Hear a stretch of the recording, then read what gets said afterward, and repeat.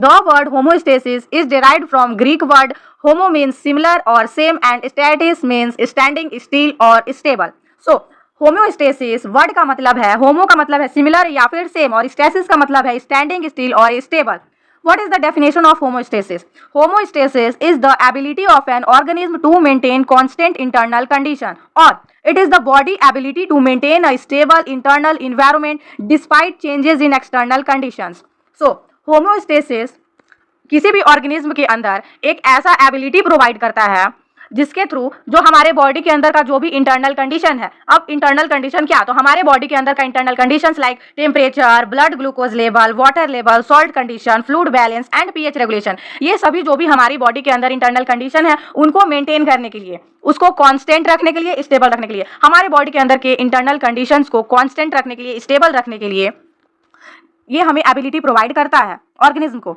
अब जो भी एक्सटर्नल कंडीशन है, आउटर इन्वायरमेंट के जो भी एक्सटर्नल कंडीशंस हैं, उसके डिस्पाइट में जो है ये हमारे इंटरनल कंडीशन को हमारे बॉडी के अंदर किसी भी तरीका का उसमें चेंज नहीं आने देता है.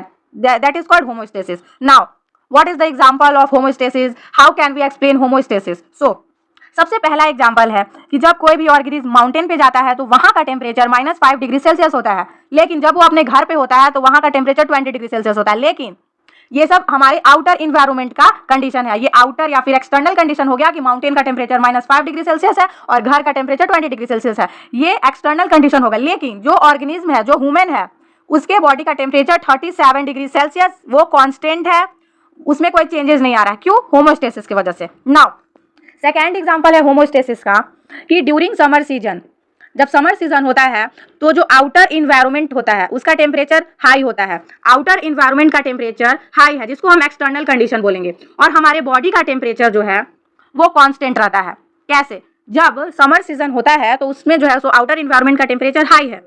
अब उस टेम्परेचर के अकॉर्डिंग हमारे बॉडी के अंदर का जो टेम्परेचर उसको कांस्टेंट रखता है. तो ये हमारा बॉडी कैसे करता है? सो ड्यूरिंग समर सीजन हमें स्वेटिंग आती है. स्वेटिंग आती है तो हमारे स्वेटिंग आने की वजह से, क्योंकि स्वेटिंग एक कूलिंग इफेक्ट प्रोवाइड करता है बॉडी को, जब वो कूलिंग इफेक्ट प्रोवाइड कर रहा है तो हमारे बॉडी का टेम्परेचर लो रहेगा, जो कांस्टेंट रहेगा, जो हमें चाहिए. Next example is winter season में जो है सो आउटर इन्वायरमेंट का टेम्परेचर लो रहता है.